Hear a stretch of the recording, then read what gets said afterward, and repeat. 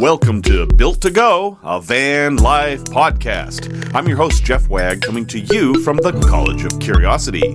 This time, well, this isn't really a time.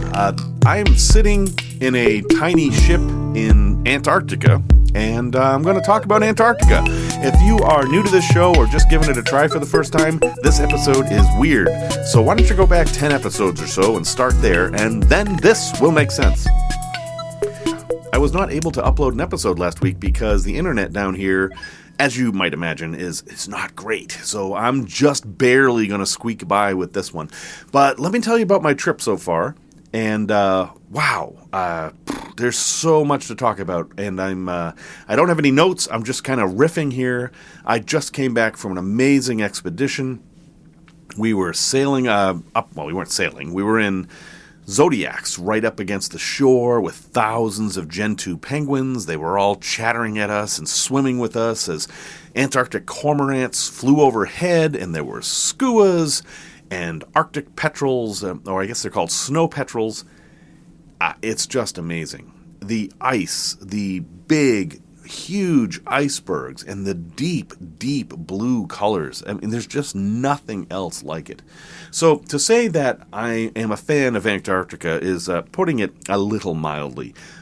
I've been all over the world. I've done expeditions in Africa, the Amazon, Galapagos, Hong Kong, the Mekong River. I mean, I have been a lot of places.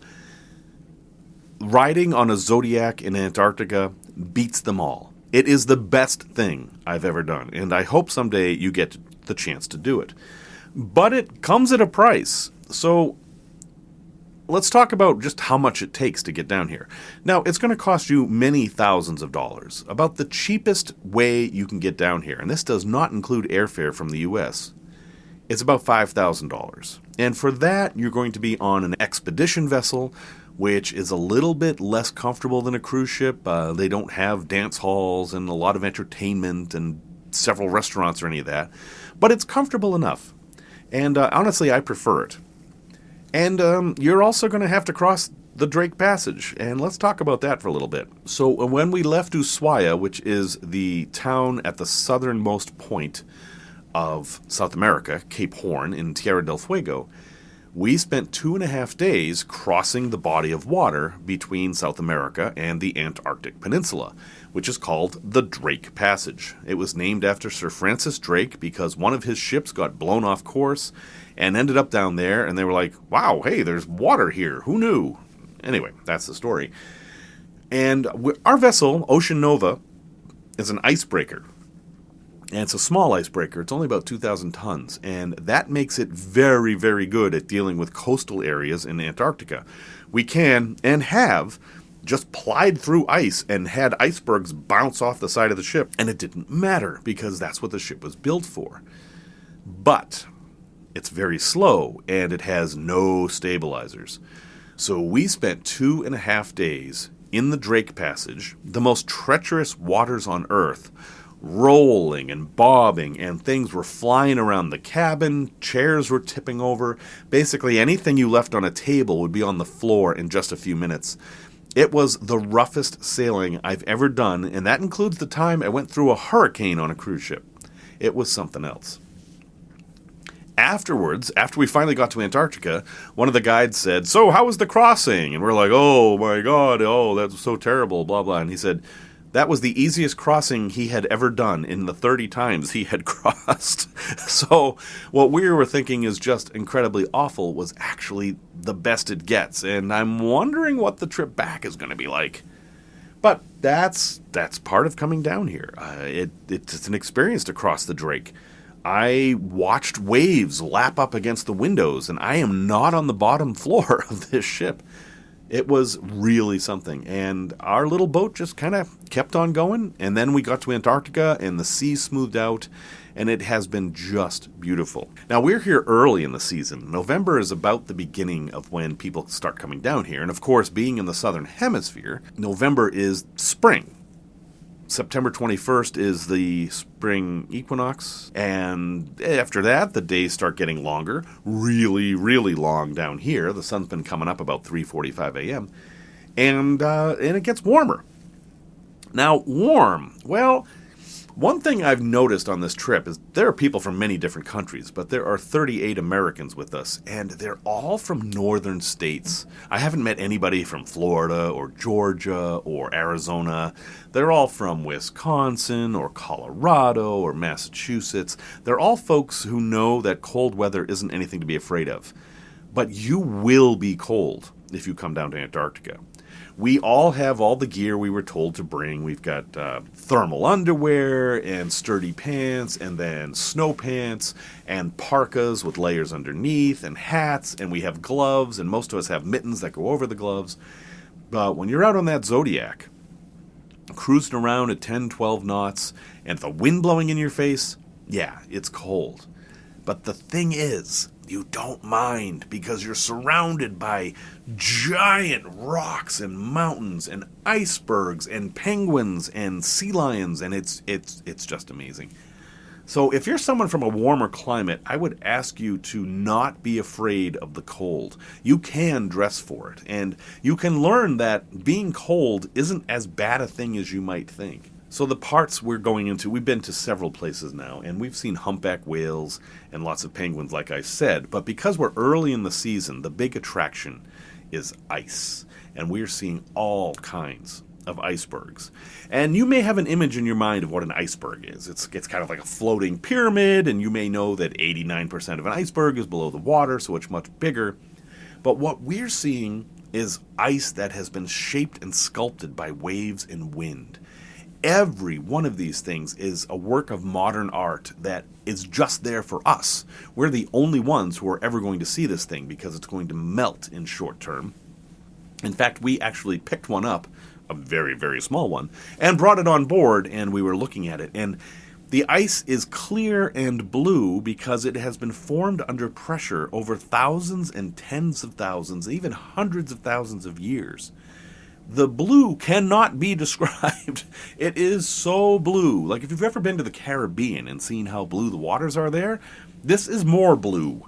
And it seems to glow. And, well, it kind of does because the light gets through the iceberg and comes out the blue parts. But it's the most beautiful thing I have ever seen. It's just unbelievable. So typically the way the day goes is we get up for breakfast, and then we have a little bit of an announcement, and then we go out on an expedition. We'll either go to shore or we'll ride around in the Zodiacs. Some of us will go out in kayaks, some of us will snowshoe, and then we come back for lunch and do it again somewhere else.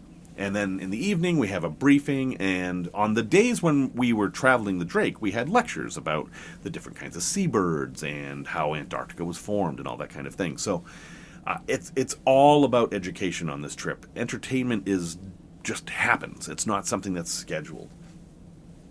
I have met the greatest group of people here. They're from all over the world, all walks of life, but they all have one thing in common, which is they really want to be here and they absolutely love it. Now, you might be thinking because we're on a ship that the average age is something between 90 and dead, but no, actually, I would say the average age on this ship is probably 32 or so. I'm definitely on the older end of things, though I'm not the oldest. It's a lot of young people, and their energy and interest is really rejuvenating. It's a lot of fun. It's hard to describe what it's like to be here. You can pull up Google Maps if you've downloaded the maps ahead of time, even without the internet, and you can see this little dot way at the bottom of the earth. And you're looking at a map that is not common. If you think about all the maps we normally see, even the ones on Google Maps, you see the US in the middle, or sometimes Africa's in the middle. But Antarctica is just this like weird, craggy white strip at the bottom. But when you look at the map, when you're here, there's a shape. There's this round continent with this spike sticking up, and you see that dot on the spike, and that's you. You're there, and it really, really is like another planet. You hear that all the time. It's like another planet, and it is in so many ways. I mean, think about it. Think about all the sci-fi we watched as kids.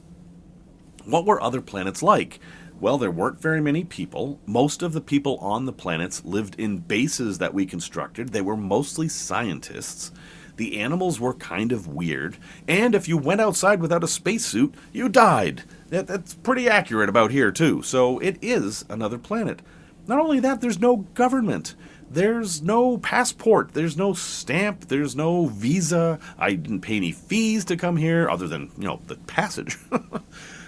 Yeah, it is the closest I will ever come to visiting another planet. And maybe if you're young enough, you will get a chance to walk on Mars someday. I think I'm beyond that point.